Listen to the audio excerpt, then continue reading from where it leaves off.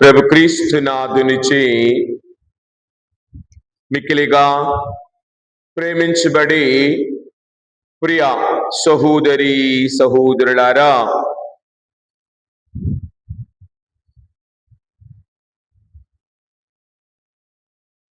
ఈ రోజున మనందరము కూడా పూజ ఆరంభములు ఆలకించినట్లుగా 20వ సామాన్య ఆదివారములో మనందరము ఉన్నాం. వారం వారము మన విశ్వాసాన్ని బట్టి లేక దేవుని వాక్యములు మనలను విశ్వాసంలో పటిష్టముగా జీవించమని కోరుతూ ఉన్నాయి. మనము గమనించినప్పుడు పోయిన ఆదివారము కానీ అంతకుమున్నటువంటి వారాలలో మనము విన్నటువంటి వాక్యములను బట్టి కానీ మనము గమనించినప్పుడు ప్రభువు ఏ విధముగా ప్రజలను వారి విశ్వాసములో బలపరుస్తున్నారు మనము చదువుతూ ఉన్నాం, ధ్యానించుకుంటూ ఉన్నాం. మరి ఈ రోజున దేవుడు ఆయన అంటూ ఉన్నాడు, నా మందిరము సకల జాతి జనులకు ప్రార్థనా మందిరము అవుతూ ఉన్నది. నేను ఉన్న స్థలము అందరికీ ఆమోదయోగ్యమైన స్థలము. ఇది ఒక్కరికి ఇద్దరికి మాత్రమే కాదు, ఇది అందరూ వచ్చి ప్రార్థించుకొని దీవెనలు పొందే స్థలము అని ఆయన చెబుతూ ఉన్నారు. 2వ పట్టణములో మనం 29వ వచనాన్ని ఒక్కసారి గమనిస్తే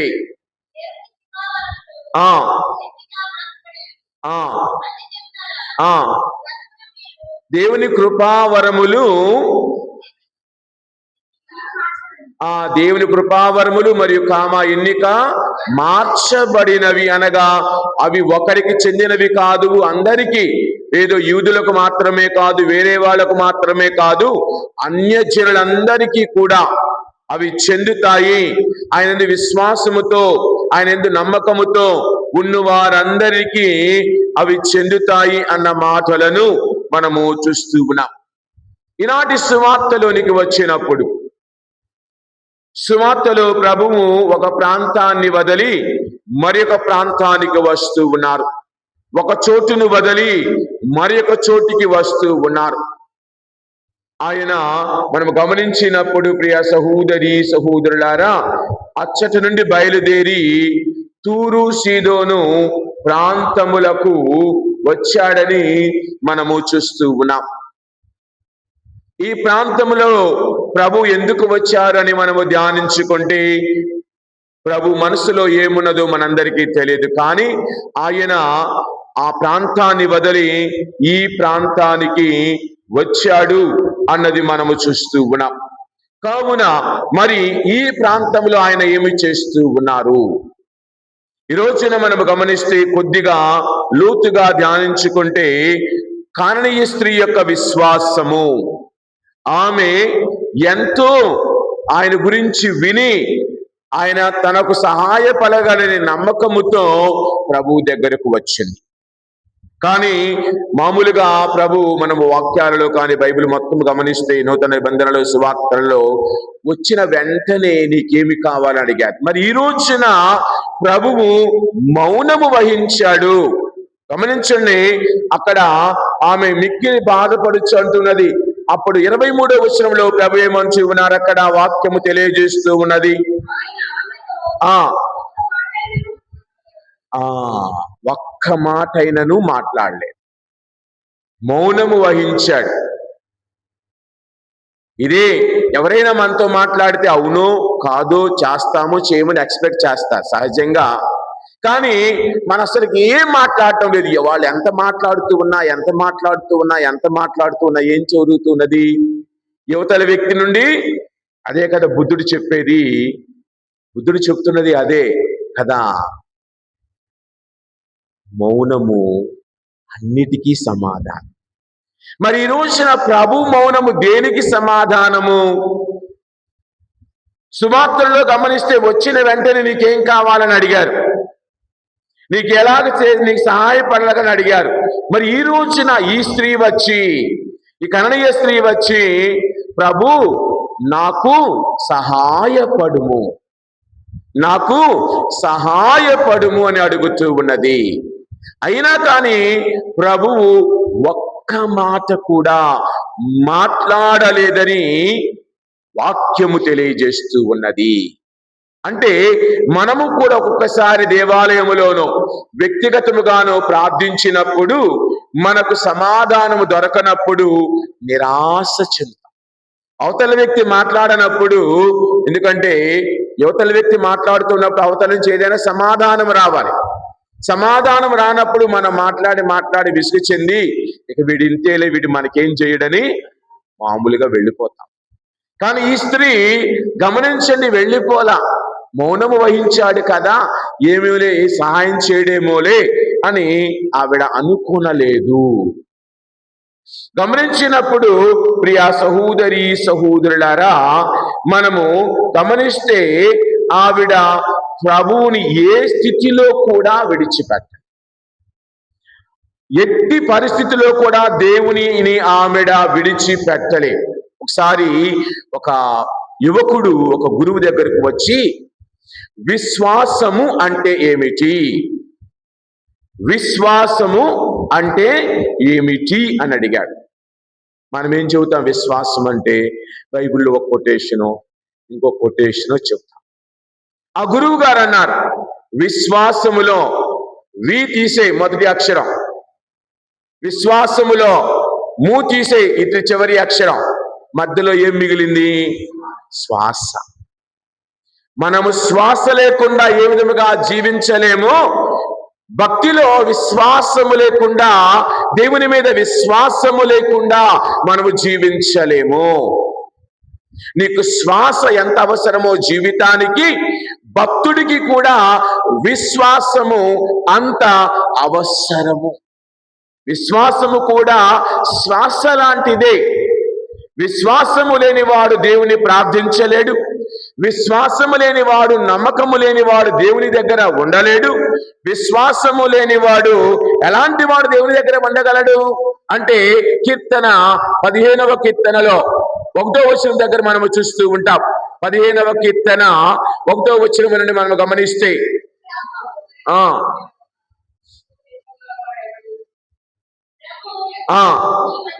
నీ మందిరమున వసింపగలవాడు ఎవడు,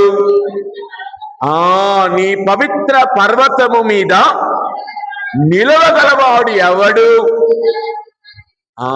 విశ్వాసముతో నిందారహితముగా జీవించువాడు, ధర్మమును పాటించువాడు, హృదయ పూర్వకముగా సత్యమును పలుకువాడు, ఇతరుల మీద అబద్ధ సాక్ష్యములను చెప్పనివాడు. అదండి, ఇవన్నీ చేయాలంటే, చేయకుండా ఉండాలంటే మనలో నమ్మకము, మనలో విశ్వాసం ఉండాలి. అదే ప్రభు అంటున్నారు ఇంకొక అధ్యాయములో, 24వ అధ్యాయములో, కీర్తన 24వ అధ్యాయములో 3 నుండి 6 వచనాలు ఒక్కసారి చూద్దాం. దేవుని పర్వతమును, దేవుని మందిరమును ఎక్కుటకు అర్హుడు ఎవడు, విశ్వాసము గలవాడే. తర్వాత వచ్చిన యోగ్యుడు ఎవడు, నిర్దోషమైన చేతులు కలవాడు, పవిత్రమైన హృదయము కలవాడు, ఆరాధింపని వాడు, వ్యర్థమైన క్రియలపై, వ్యర్థమైన మాటలపై, వ్యర్థమైన వస్తువులపై మనసును పెట్టని వాడు. అంతే, మనం ఆదివారం ఈ గుడి, సోమవారం ఇంకో గుడి, ఇంకో మంగళవారం పెద్ద ప్రమాణములు, అంటే ఈ నమ్మిన దాని మీదనే ఆధారపడేవాడు.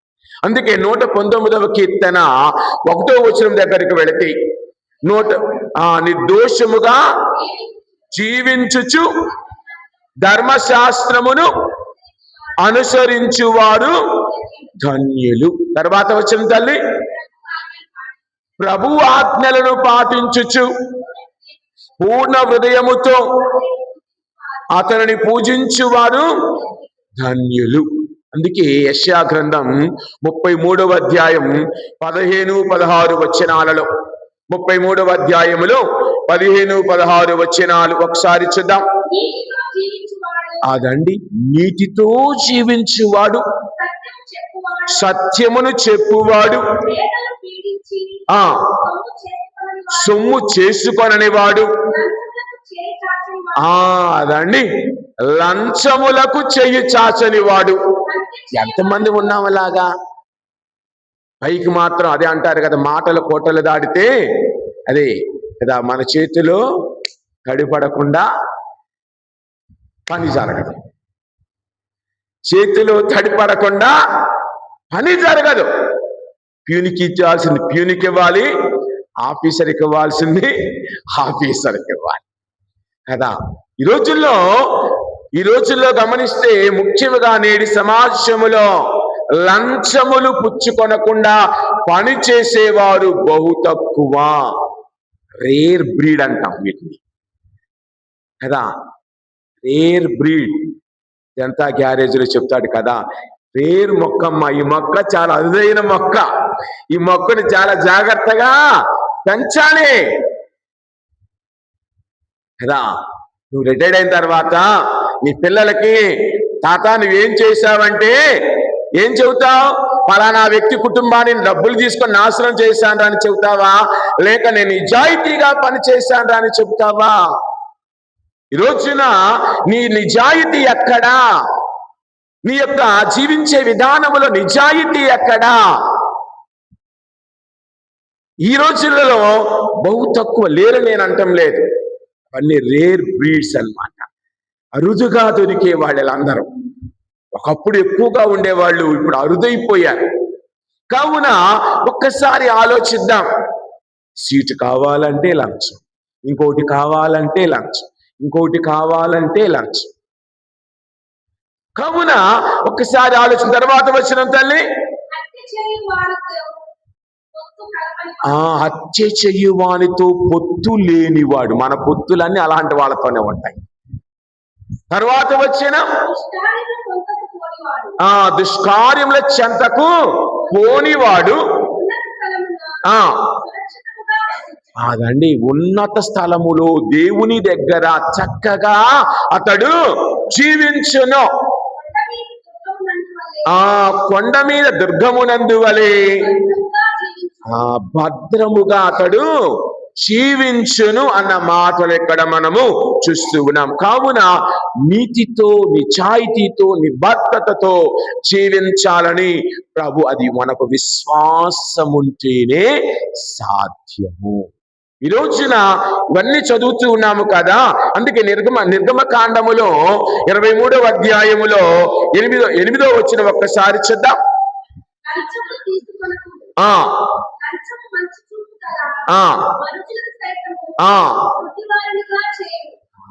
లంచములు నా మాట కాదండి, బైబిల్లోనే మీరు చదువుతున్నారు. ఏమంటూ ఉన్నది వాక్యము? లంచములు. ఫాదర్ గారండి, మీరేమో కాననీయ స్త్రీ విశ్వాసం అంటున్నారు, మరి ఇప్పుడేమో లంచాల గురించి, అన్యాయం గురించి, అక్రమాల గురించి మాట్లాడుతున్నారంటే వద్దాం, దాని దగ్గర కూడా వద్దాం, నిదానంగా వద్దాం. ఏమంటుంది నిర్గమకాండములో మనము 23వ అధ్యాయంలో కదా చదువుతూ ఉన్నది, లంచములు తీసుకొనకుము, లంచము మంచి చూపు గల మనుషులను సైతము వృద్ధి వాణినిగా చేయును, నిర్దోషి యొక్క కార్యములను కూడా శరచును. కావున మరి ఈ రోజున నీవు జీవించే విధానము కొద్దిగా కష్టము రాగానే మన స్థితిగతులు, మన ఆలోచనలు మారుతూ ఉన్నాయి. ఈ రోజుల్లో అన్నీ కూడా సుఖాలకు అలవాటు పడ్డాం, అన్నీ కూడా ఇన్స్టెంట్, అన్ని లెస్లే. స్మోక్లెస్, ఫైర్లెస్, ఇన్నిలెస్, సిమ్లెస్ కదా, వైర్లెస్, అన్ని లెస్లే జీవితాల్లో. యాడింగ్ లేవీలో అన్ని మైనస్లే. కాబట్టి నీవు ఏ విధముగా జీవిస్తే దేవునితో మనగలవు, నీవు ఏ విధముగా ఉంటే దేవునితో జీవించగలవు అన్నదానికి ఉదాహరణే ఈ కననీయ స్త్రీ జీవితము. గమనించండి, కననీయ స్త్రీ ఎన్నో ఆయన అంటున్నారు, శిష్యులనే ప్రభు అంటూ ఉన్నారు. మత్తాయి సువార్త మనం 8వ అధ్యాయం 26వ వచనంలో ఏమంటున్నారు శిష్యులను ఆయన? ఒక్కసారి మత్తాయి సువార్త 8వ అధ్యాయం 26వ వచనములో, ఆ అల్ప విశ్వాసులారా, మీ అన్ని మొదటిసారి అంటున్నారు. అలాగనే 14వ అధ్యాయం 31వ వచనములో, 14వ అధ్యాయం 31వ వచనములో,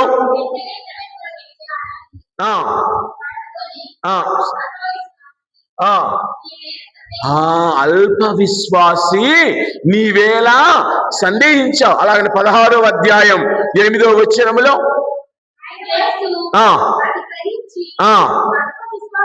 అల్ప విశ్వాసులారా, అల్ప విశ్వాసులారా. మన విశ్వాసము అల్పమైనది, స్వల్పమైనది. శిష్యులు ప్రభుతో జీవించిన వారిలో నిండైన మెండైన విశ్వాసము లేదు. మరి మనము కూడా క్రైస్తవులమని చెప్పుకునే నీవు నేను, మన విశ్వాసము ఎంత గొప్పది, మనము దేవుని యందు నమ్మకము ఎంత గొప్పది. ఒకసారి గమనిస్తే ప్రియ సహోదరి సహోదరులారా, ఈనాటి సువార్తలో కననీయ స్త్రీ 5 విషయాలలో చాలా గొప్పది. మొదటిది, ఆమె విశ్వాసం ఎందుకు గొప్పది అంటే అన్ని ఆటంకాలను ఆమె అధిగమించింది. అన్ని ఆటంకాలే. ఆవిడ ప్రభు దగ్గరకు వచ్చిన ప్రభు మాట్లాడలేదు. ఒకటి, ఎవరైనా ఇంట్లో అమ్మా నాన్న మాట్లాడుతూ ఉంటే మనం తిరిగి మనం మాట్లాడుతూ ఉంటాం. అమ్మా నాన్న మాట్లాడకపోతే నువ్వు మాట్లాడుతూ ఉంటే అవతల నుంచి ఒక్క సమాధానం రాకపోతే నీకు ఎలాగుండిద్ది? ఆలోచిస్తాం, ఏం జరిగింది, నేను ఎక్కడైనా తప్పు చేశానా, ఏంటి ఏంటి ఏంటి అని మదన పడతా. మరి ఈ స్త్రీ కూడా, నేను ఇన్నిసార్లు ప్రభువుని అడుగుతున్నాను, నాకు ఈ సమాధానము రావటం లేదే. అందరేమో ఈయన గురించి ఈ విధంగా విన్నానే, ఆయన దగ్గరికి వెళితే అడిగిన వారందరికీ ఇచ్చేవాడు అని అంటూ ఉన్నారు కదా. అదే మత్తాయి సువార్త 8వ అధ్యాయములో గమనించినప్పుడు అక్కడ మనము ఒక వ్యక్తిని చూస్తుంటాం. 14వ వచనం దగ్గర. దానికి ముందు వచ్చిన వాళ్ళు ఎవరండి? అతను ఒక శతాధిపతిని చూస్తూ ఉన్నాం. ఈ శతాధిపతి వచ్చి ప్రార్థించాడు. ఎవరి కోసం? తన కోసము కాదు. ఏమంటూ, అయ్యా, నా సేవకుడు ఒకడు మంచము పట్టి తీవ్రమైనటువంటి బాధపడుచున్నాడు. ఈ స్త్రీ కూడా వచ్చి ఎవరి కోసం ప్రార్థించింది? తన కుమార్తె కోసం. తన కోసము కాదు, తన కుమార్తె కోసం నా మీద దయచూపండి అంటే తన కుమార్తె బాధను తానుగా అనుభవిస్తూ ఉన్నది. కావున అన్ని ఆటంకాలు ఏమిటి? మొదటిది, ఆవిడ కననీయ స్త్రీ అంటే యూదా జాతి స్త్రీ కాదు, అంటే అన్య జాతీయురాలు. రెండవది ఆమె ఒక స్త్రీ. గమనించండి, ఈ రోజుల్లోనే కాదు, ఏ రోజుల్లో అయినా ఒక స్త్రీ ఒంటరిగా ఒక పురుషుడితోటి మాట్లాడుతుంటే చాలు, కైగట్టడంలో మనకు మించిన వాళ్ళు లేరు. కాబట్టి ఒక స్త్రీ అలనాడు ఆ సమాజములో వ్యక్తిగతముగా వచ్చి ఒక పురుషుడితో మాట్లాడాలంటేనే సంకోచించే రోజుల్లో ఉన్నప్పుడు ఈ ఒక స్త్రీ ఒక ఆటంకాన్ని ఎదుర్కొని వచ్చింది. ఇక మూడవది ఏమిటి అంటే, ఆవిడ ఎంతగా అరచి మొరపెట్టినా ప్రభు వద్ద నుండి సమాధానం లేదు, మౌనముగా ఉన్నాడు. ఇక నాలుగవది, శిష్యులేమంటూ ఉన్నారు? ఈవిడ మన వెంట పడుచున్నది, పంపివేయండి అయ్యా. ఎందుకు ఈవిడ మన వెంట? ఈ స్త్రీ మనతోటి ఎందుకు? పంపించేయి. శిష్యులు కూడా ఆమెను పంపివేయమంటున్నారు. ఇక ఐదవది, ప్రభు ఏమంటున్నారు? నేను వచ్చినది మీలాంటి వాళ్ళ కోసం కాదు, నేను వచ్చినది ఇశ్రాయేలీయుల కోసం. అంటే నేను నీకు సహాయం చేయనని డైరెక్ట్ గా చెప్తూ ఉన్నా. అయినా ఆటంకములో కూడా తర్వాత ఏమంటున్నారు? ఆరవదిగా, కుక్కతో ఆమెను పోల్చుతూ ఉన్నారు. ఇక్కడ ఎవరైనా పీఠం మీద నుంచి ఫాదర్ గారు అలాగున్నావేంట్రా, ఒకప్పుడు స్కూల్లో గాడిద అనేవాళ్ళు, తప్పులేదు. గాడిద ఎందుకు అనేవాళ్ళు? గాడిద కష్టపడి పనిచేసే గుణం కలది. గాడిదలా కష్టపడని అర్థం. అది ఎంత బరువు వేసినా మౌనంగా వెళ్ళిపోయింది. ఈ రోజులా మా అమ్మాయిని మీరేదో గాడిద అన్నారంట స్కూల్లో అందరి ముందు. మరి ఏమనాలా? ఏమీ అనకూడదు. వాడు కావాల్సింది చెయ్యొచ్చు.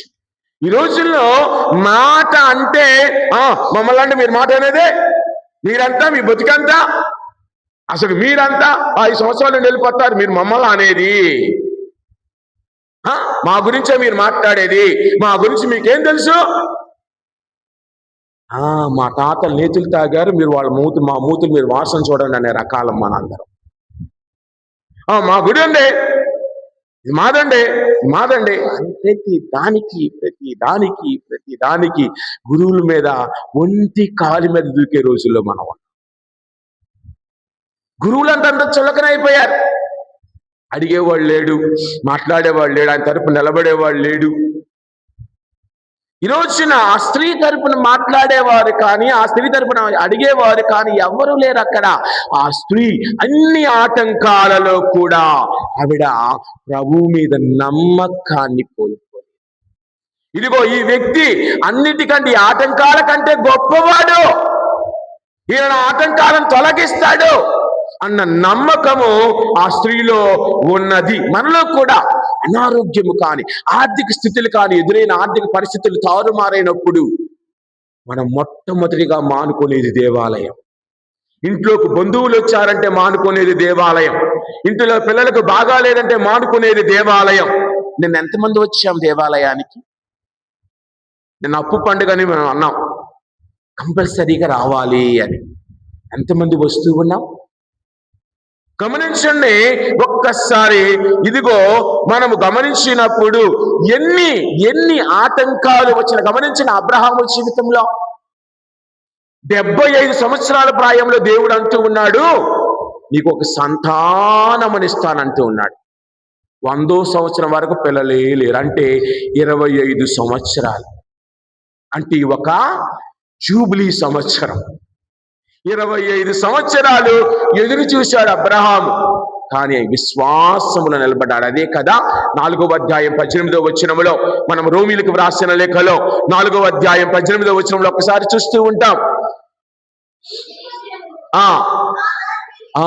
నిరీక్షణకు ఆధారమే లేనప్పుడు అబ్రహాము విశ్వసించి నిరీక్షించాడు. నిరీక్షణకి అవకాశం లేదు. 25 సంవత్సరాలు ఎవరైనా నిరీక్షిస్తారండి? పిల్లలు ఇస్తారులే అని ఈలో కావాలంటే మనం దత్తతైనా తీసుకుంటాం, కానీ ఎదురుచోడు. గమనించండి, నిరీక్షణకి ఆధారం లేనప్పుడు అబ్రహాము విశ్వసించాడు. తర్వాత వచ్చిన తండ్రి ఆయను నీ సంతానం ఆకాశమున నక్షత్రముల వలె అగును అని చెప్పగలిగాడు. గమనించండి, ఎన్నో జాతులకు తండ్రి అవుతున్నాడు. యోబు జీవితాన్ని గమనిద్దాం. 1వ అధ్యాయం 21వ వచనములో, యోబు జీవితములో గమనిద్దాం. 1వ అధ్యాయం 21వ వచనములో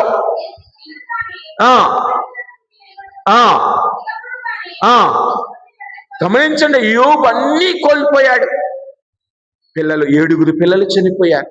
ఆస్తిపాస్తులన్నీ నాశనమైపోయాయి. ఒంటి మీద నూలు పోగులేదు, ఒంటి నిండా గాయాలు, వ్రణాలు, పుండ్లతో, రసికతో.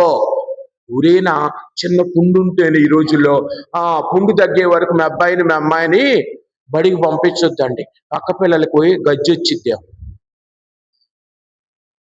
అనే రోజుల్లో మన స్కూళ్ళు ఉన్నాయి. ఒక పక్కేమో అంటరాంతనం ఉండకూడదంటాం, ఇంకో పక్కేమో దూరంగా కూర్చోబెడతాం. అదేమిటి, పుండు ఉందా కదండి, పుండుంటే మనం కూడా స్కూల్లో కొంతమందికి నచ్చిన పిల్లలతో ఒక విధంగా, నచ్చని వాళ్ళతో ఒక విధంగా ప్రవర్తిస్తూ ఉంటాం. ఆ కుటుంబం నచ్చితే ఒక విధంగా పిల్లలతో ప్రవర్తిస్తాం, నచ్చకపోతే ఒక విధంగా ప్రవర్తిస్తాం.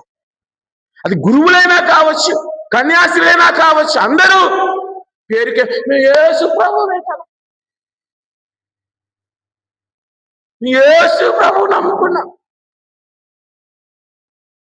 ఎక్కడా నీ కలుపుగోలుతనం?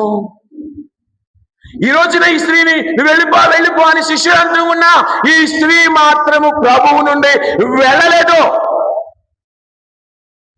ఇన్ని ఆటంకాలు ఉన్నా, ఇన్ని కష్టాలు ఉన్నా, యోబు జీవితం అన్నీ కోల్పోయాడు.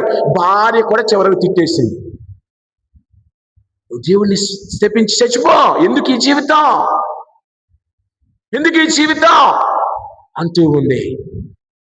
కానీ యోబు ఏమంటూ ఉన్నాడు, నేను దిగంబరుడుగా ఈ లోకానికి వచ్చాను, దిగంబరుడుగా నేను ఇక్కడ నుండి వెళ్ళిపోతాను, నా వెంట తీసుకొచ్చింది ఏమీ లేదు, నాతో తీసుకువెళ్ళేది ఏదీ లేదు అంటూ ఉన్నాడు. అలాగే దావీదు అంటూ ఉన్నాడు ఒక మాట 16వ అధ్యాయం 16వ కీర్తనలో 8వ వచనంలో ఏమంటున్నాడు, ఎన్ని ఆటంకాలు వచ్చినా, ఎన్ని అపజయాలు వచ్చినా నాకు తోడుగా నా దేవుడు ఉన్నాడు. గమనిద్దాం, వాక్యాన్ని చదువుదాం. 16వ కీర్తన 8వ వచనం, నిలుపుకొందును, ఆయన నా కుడి ప్రక్కన ఉన్నాడు, కనుక నేను తొణకను, బెదరను. ఎందుకు? నా పక్షాన దేవుడు ఉన్నాడని దావీదు తను ధైర్యముగా జీవించాడు. అలాంటి ధైర్యం నీలో నాలో ఉందా? అలాంటి నమ్మకం, అలాంటి విశ్వాసకరమైన జీవితం నీవు నేను అనుభవిస్తూ ఉన్నాము. అదే ఈ కననీయ స్త్రీ మనకిస్తున్న ఉదాహరణ. ఆమెను ఛేదరించుకున్నారు శిష్యులు. ప్రభు మాట్లాడటం లేదు. అందరూ అక్కడ ఉన్న వాళ్ళందరూ ఆమెను పంపివేయమంటూ ఉన్నారు. కానీ ఆవిడ తను మాత్రము దేవుని మీదని నమ్మకం. రెండవది, ఆమె ఎందుకు గొప్ప విశ్వాసురాలు అంటే గొప్పగా చదువుకోవాలా. చదువును బట్టి గొప్పది కాదు, సంస్కారాన్ని బట్టి గొప్పది కాదు, డబ్బులను బట్టి. ఈ రోజుల్లో మనం ఎందుకు గౌరవిస్తుంటాం ప్రక్కవాడిని? వాడి డబ్బులు చూసి, వాడి దర్పాన్ని చూసి, వాడికి ఎన్నుకున్నటువంటి పొలుకుబడిని చూసి గౌరవించే రోజుల్లో ఉన్నాం.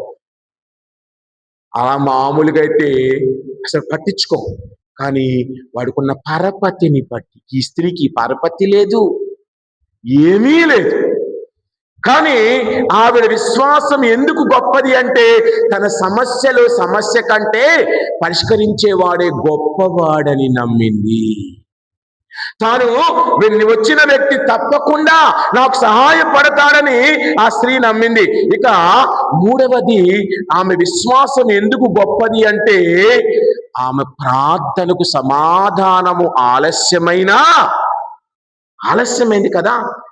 అడుగుతూనే ఉంది. ప్రభు మాత్రం అదే. కనుక మనం వారం రోజులు, 2 వారాలు, 3 వారాలు గుడికొచ్చి ప్రార్థించిన తర్వాత మన ప్రార్థనకు సమాధానం లేకపోతే 4వ వారం నుంచి నీకు నాకు బంద్. నువ్వెవరవో నేనెవరినో. మోనికమ్మ గారు 30 సంవత్సరాలు అగస్టిన్ గారి కోసం ప్రార్థించారు. నీవు 5 సంవత్సరాలు ప్రార్థిస్తున్నావా? 5 రోజులు ప్రార్థిస్తున్నావా? 5 గంటలు ప్రార్థిస్తున్నావా? 5 నిమిషాలు ప్రార్థిస్తున్నావా? ఈ ప్రార్థన ఎంత విలువైనది! ఈ స్త్రీ ప్రార్థన ఎంతో విలువైనది. అందుకే ఆమె ప్రార్థనలు 10 రకాలు ఉన్నాయంటండి. 10 రకాలుగా ఆవిడ ప్రార్థించి, ఏంటో తెలుసా? మొదటిది, అణుకువతో ప్రార్థన చేస్తుంది. ఆమె అణుకువతో ప్రార్థించింది. రెండవది, విశ్వాసముతో ప్రార్థించింది. మూడవది, నమ్రతతో ప్రార్థించింది. నాలుగవది, వివేకముతో ప్రార్థించింది. ఐదవది, గౌరవముతో ప్రార్థించింది. ఆరవది, పట్టుదలతో ప్రార్థించింది.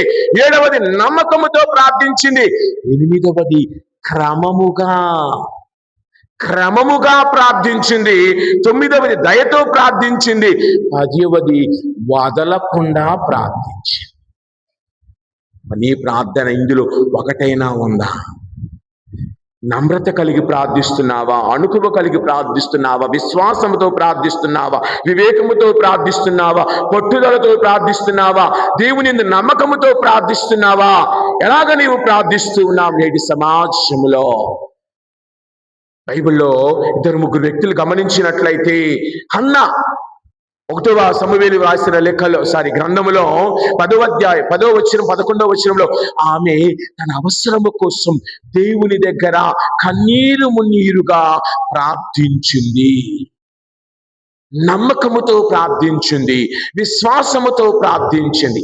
1వ సమూయేలు గ్రంథములో 1వ అధ్యాయం 10, 11 వచనాలలో ఏడ్చుచు ప్రభువును ప్రార్థించెను. సైన్యములకు అధిపతి అయిన యావే దేవా,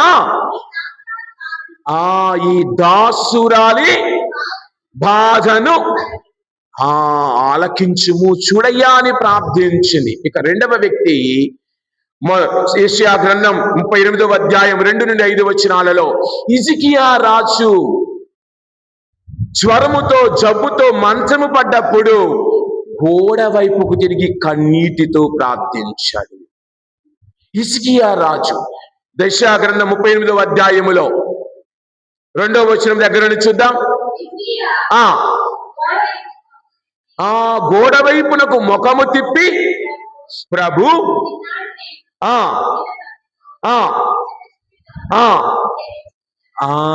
నిన్ను భక్తితో చిత్తశుద్ధితో అదే అంతఃకరణ శుద్ధితో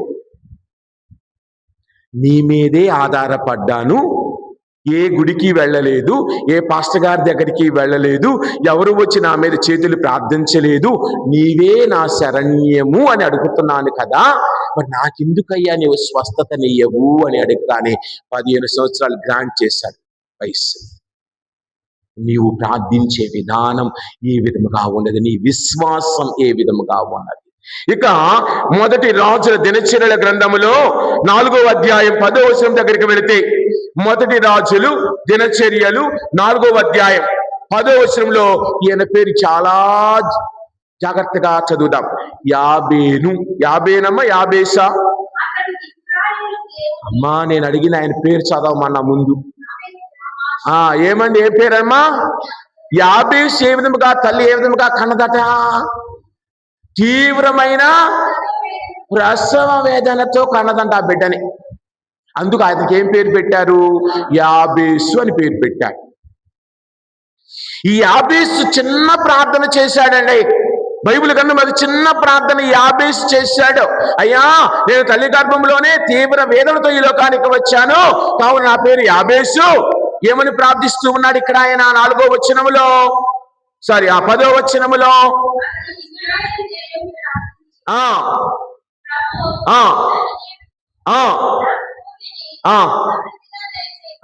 ప్రభు నన్ను దీవింపుము,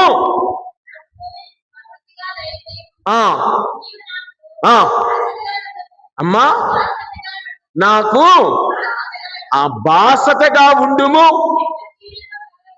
ఎట్టి కీడును కలగకుండా. మనం ప్రార్థించేటప్పుడు ఈ విధంగా ప్రార్థిస్తే చాలు. ఈ చిన్న ప్రార్థన తర్వాత చివరిలో వాక్యం ఏమంటూ ఉన్నది? దేవుడు ఆయన ప్రార్థనను ఆలకించాడు. నీ ప్రార్థన ఆలకించాలంటే పెద్దగా చేతులెత్తేసి రొమ్ములు బాదుకుంటూ కన్నీటి కారణం అవసరం. విశ్వాసంతో 2 మాటలు చాలు. నువ్వు ఏది అడిగిన అదే కదా 11:24లో మార్కు సువార్త మనకు తెలియజేసేది. 11:24 మార్కులు ఏమంటూ ఉన్నది? గుర్తులేదు ఫాదర్, మీరే చెప్పండి.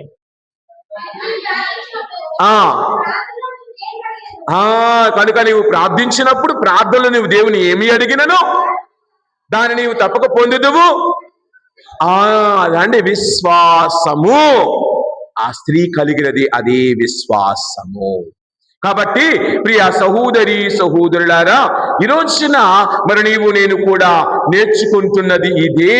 ఆవిడ విశ్వాసము గొప్పది. ఎందుకంటే ఆవిడను దేవుడు కుక్కతో పోల్చినా కానీ తగ్గిపోలేదు. ఏమంటూ ఉన్నది ఆవిడ తిరిగి? అందుకు ఆమె, అది నిజమే ప్రభు.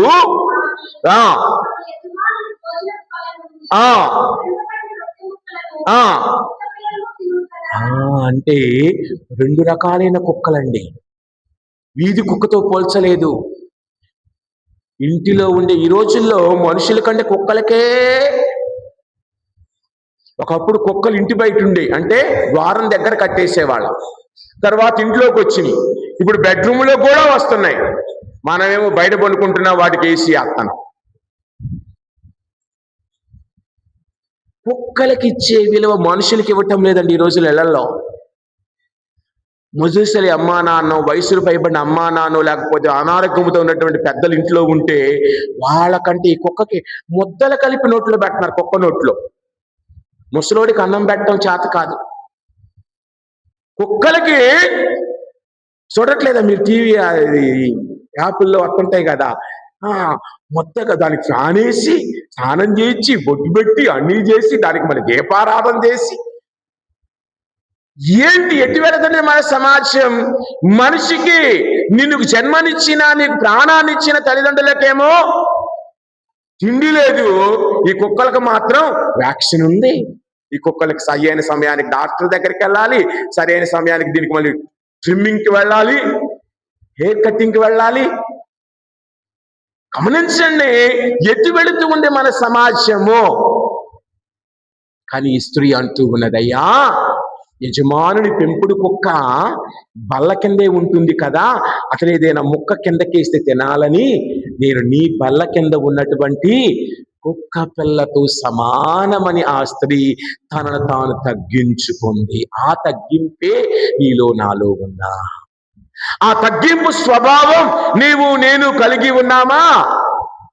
ఈరోజున ఒక్కసారి ఆలోచించుకుందాం. కానీ ఈ స్త్రీ సుగుణాలు గమనిస్తే ఆవిడ తన కోసం ప్రార్థించాలా?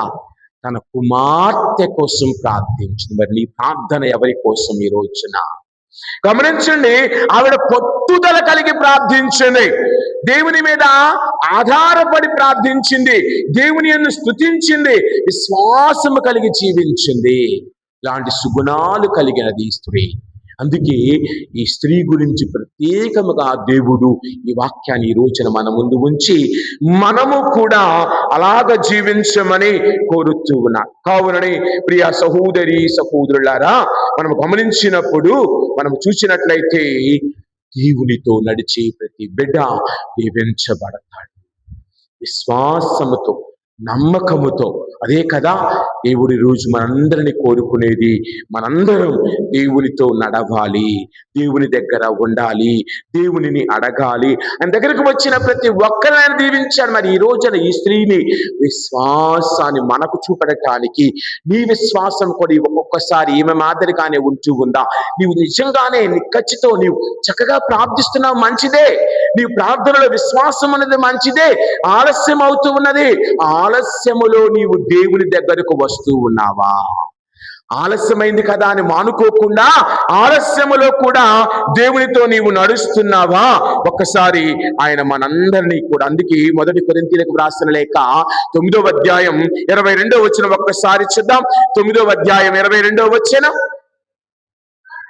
విశ్వాసమున బలహీనులకు వ్యక్తులలో ఉన్నప్పుడు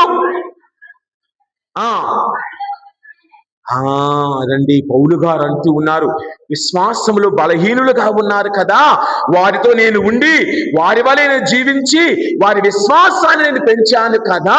అలాగనే మరి ఈ రోజున నేను కూడా విశ్వాసములో దేవుని యందు నమ్మకం. అది ఇందాక అన్నాం కదా, విశ్వాసం అంటే మన శ్వాసతో సమానము. మన శ్వాస లేకపోతే మనము బ్రతకలేము. అలాగని విశ్వాసములో కూడా అంతే ప్రియ సహోదరి సహోదరులారా. కావున క్రీస్తునందు నమ్మకము ఉంచి, క్రీస్తునందు విశ్వాసము ఉంచి, క్రీస్తునందు విశ్వాసంతో జీవించేవారు. యెషయా గ్రంథం 7వ అధ్యాయం 9వ వచనం దగ్గరికి వెళదాం. యెషయా గ్రంథం 7వ అధ్యాయం 9వ వచనం,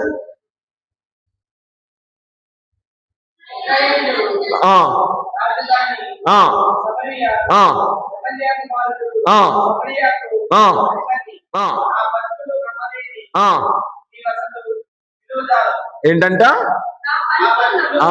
నా పలుకులు నా మాటలను విశ్వసించలేదేని నీవసలు నిలువజాలవు. దేవుని మాటను విశ్వసిస్తేనే మనము నిలుస్తాం, విశ్వసిస్తేనే మనము నిలుస్తాం.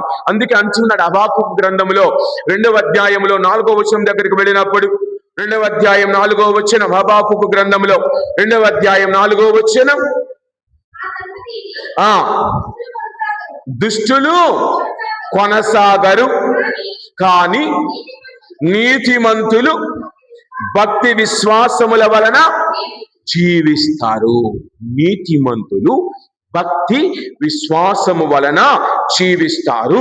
కావున నీ విశ్వాసము, నీ భక్తి ఏ విధముగా ఉన్నదో ఈ రోజున ఈ కారణీయ స్త్రీ జీవితాన్ని ముందు ఉంచుకొని నీవు పరికించుకొని గమనించమని ప్రభు అడుగుతూ ఉన్నాడు. ఈ రోజున ప్రభు నేర్పుతూ ఉన్నది అదే. మనందరికీ కూడా కారణీయ స్త్రీ యొక్క విశ్వాసము గొప్పది, ఆమె విశ్వాసము గొప్పది అని ప్రభు మన ముందు నేర్పుతున్నారు. ఇంకా 5వదిగా చివరిదిగా ఏమిటి, ఆమె విశ్వాసం ఎందుకు గొప్పది అంటే ఇప్పుడు చాలా సార్లు విన్నాం. ఆమె తన కోసము ప్రార్థన చేయలేదు. ఆవిడ తన కోసము ప్రార్థన చేయలేదు, తన కుమార్తె కోసం ప్రార్థన చేసింది. మరి నీ ప్రార్థన ఎవరి కోసం? నీ కోసమా, నీ బిడ్డల కోసమా, నీ కుటుంబము కోసమా అన్నది ఈ రోజున ప్రతి ఒక్కరము కూడా ఆలోచించాలి. కావున ప్రియ సహోదరి సహోదరులారా, ఈ దివ్యబలిలో పాల్గొంటున్న నీవు నేను ఒక్కసారి ఆత్మీయంగా ధ్యానం చేసుకుందాం. ఆత్మీయంగా మన జీవితాలను ప్రభు ముందు ఉంచి ధ్యానం చేసుకున్న, పరీక్షించుకున్నాం.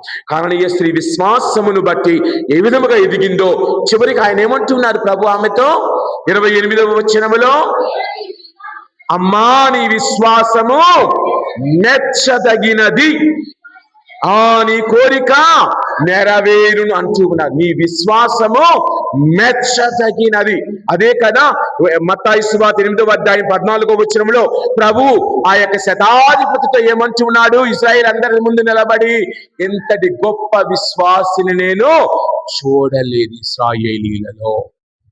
అక్కడ ఉండాలమ్మ, వాక్యం ఉంటుంది. అంతటా యేసు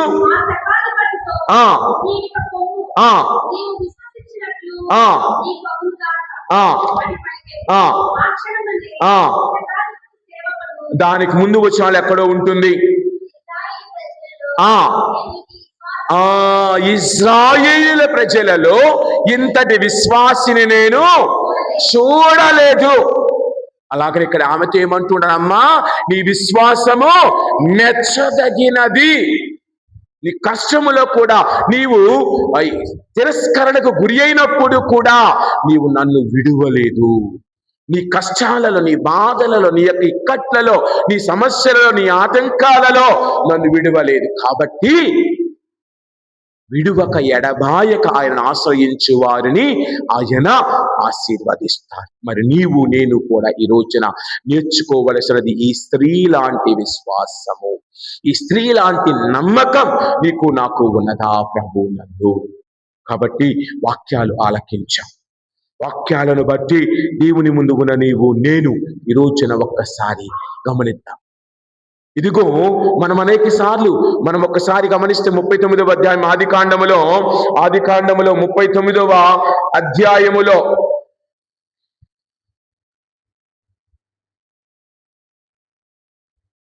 ఆదికాండం 39వ అధ్యాయములో మనము పాత నిబంధనలో ఒక్కసారి ఆయన ఎవరతను యోసేపును చూస్తూ ఉన్నాం.